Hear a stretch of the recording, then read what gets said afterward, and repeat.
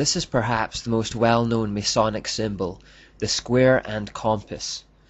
Low-level Masons are told that the G stands for God or geometry, which the great architect used to design the universe, but the real hidden meaning is that it's representative of the sex act, as usual.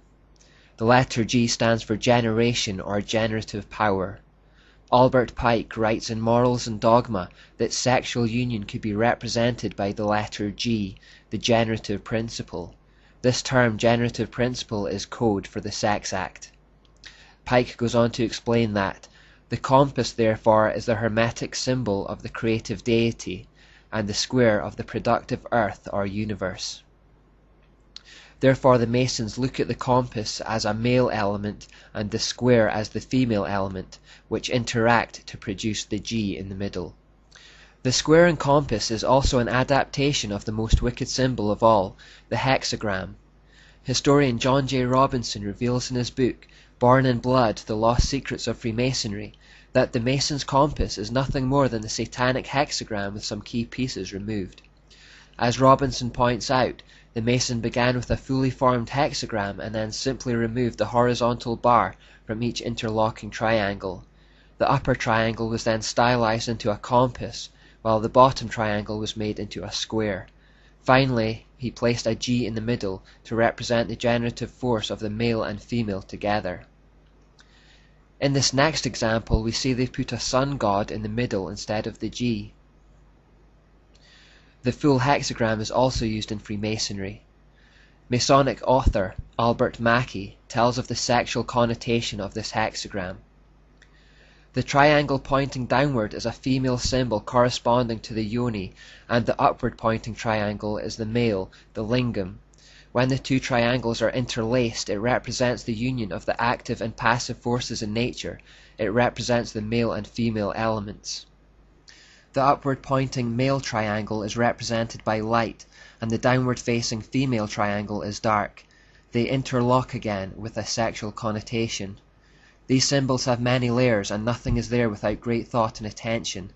The hexagram also represents the number of the beast, which is 666, because it has 6 points, 6 sides, and 6 angles. Notice also the T or Tau within this particular hexagram. T represents Tammuz, the product of the union between the sun god and moon goddess. The little circle on top of the T also turns this symbol into an Ankh cross. The Ankh in occultism is representative of the life-giving power of the sun.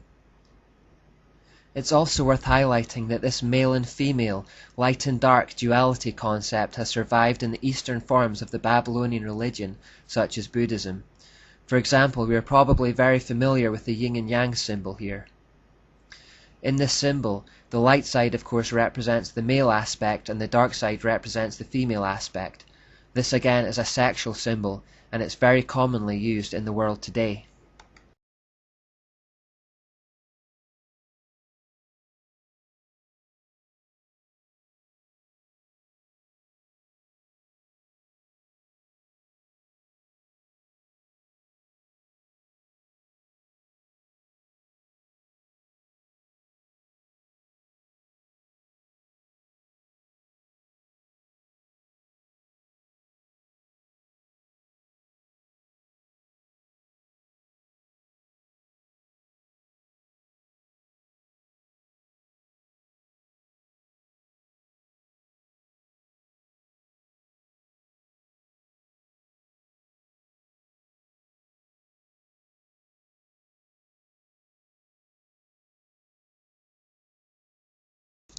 This black and white motif is represented another way in Freemasonry through checked floors. This is a suitable way of hiding its true meaning from the profane. Albert Pike said the black and white pavement symbolizes the good and evil principles of the Egyptian and Persian creed. It is the warfare of Michael and Satan, light and shadow, which is darkness, day and night, freedom and despotism.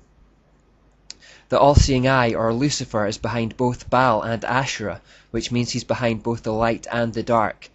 Good and evil, or light and dark, coming from the same source, is a satanic concept. This next photo is a great example of the double meaning of symbols. Look at the floor and you'll see the black and white checks, but you'll also notice a pentagram. An upright pentagram denotes man, Adam and Eve, and this is considered to be the light side. Turn the pentagram upside down, however, and it represents the dark horned goat of Satan, Baphomet. Now look at the photo again. From our viewpoint on this side of the camera, we see the pentagram as upright, which denotes a light organization working for the good of man, and this is how Freemasons portray themselves in public. They like to point out the good they do in the community. From the perspective of the Masons on the other side of the camera, however, and from their side of the floor, they see something quite different in that symbol. From their side, looking towards us, the pentagram is inverted, which is depicting Baphomet and the real dark agenda of the organization. What they see is different to what they present to us to see. Occultists of all types will frequently be seen to be very generous in public. They will become involved with charities, donate freely with their time and money, and generally perform acts that will endear themselves to the public. For example, it was widely reported in recent years that Harry Potter author J.K. Rowling was the most generous giver to charity in the whole of Scotland. This invites statements such as, well, if she gives so much to charity, she can't possibly be a bad person. Harry Potter can't be anything to worry about. We have to remember it is always in their best interests to present a light side to the public which draws empathy and trust, but which masks a dark hidden agenda. Freemasons also wear an apron within their lodges, and again we should now easily be able to make sense of the imagery contained on it. But the aprons are in fact double-sided, like this. The light front side is seen openly, but then contrast it with a hidden dark side that is concealed from view. One thing on the surface, another thing in reality. This quote from Masonic author Carl Cloudy sums it all up. Cut through the outer shell and find a meaning. Cut through that meaning and find another. Under it, if you dig deep enough, you may find a third, a fourth. Who shall say how many teachings? In his typically deceptive way, Satan hides meanings within meanings within meanings, so that darkness becomes light and light darkness. His intention is always to lead people away from the truth and towards their destruction. He is a master of deception. Albert Pike in Morals and Dogma cuts to the chase when he exclaims,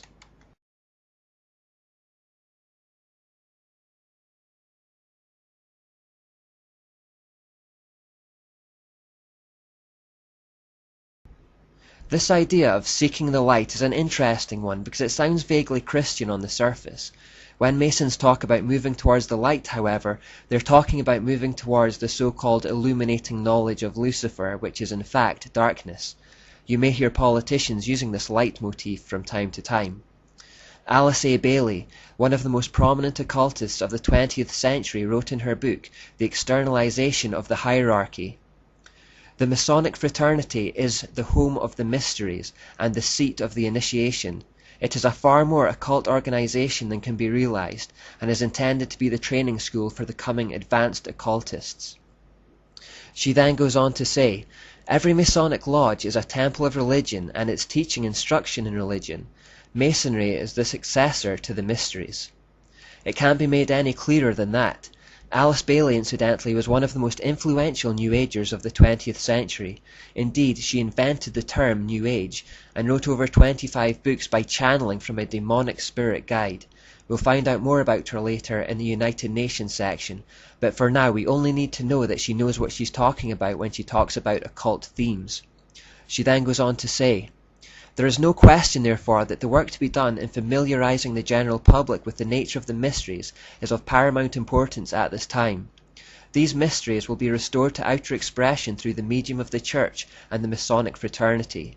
When the Great One comes with his disciples and initiates, we shall have the restoration of the mysteries and their exoteric presentation as a consequence of the first initiation. Henry R. Evans writes, into Freemasonry have been poured the irradiations of the mystical schools of antiquity. Particularly is this so in the higher degrees of the order, such as the Scottish Rite, where undeniable traces of Kabbalism, Neoplatonism, Rosicrucianism and other mystical cults are plainly discernible. I do personally contend that Freemasonry is the direct descendant of the mysteries, but that our ritual makers of the higher degrees have copied the ancient ceremonies of initiation so far as the knowledge of those ceremonies exists. Anton LaVey, the founder of the Church of Satan, said, Masonic orders have contained the most influential men in many governments, and virtually every occult order has many Masonic roots. Now finally watch this clip of a Freemason admitting on camera that he believes Lucifer is the source of light and that he is helping mankind.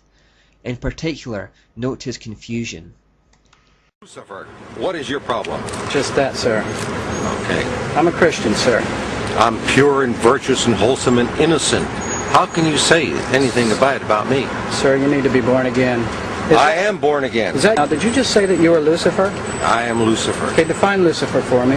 Pure, virtuous, wholesome, innocent individual that's out to help people. Lucifer is? Yeah.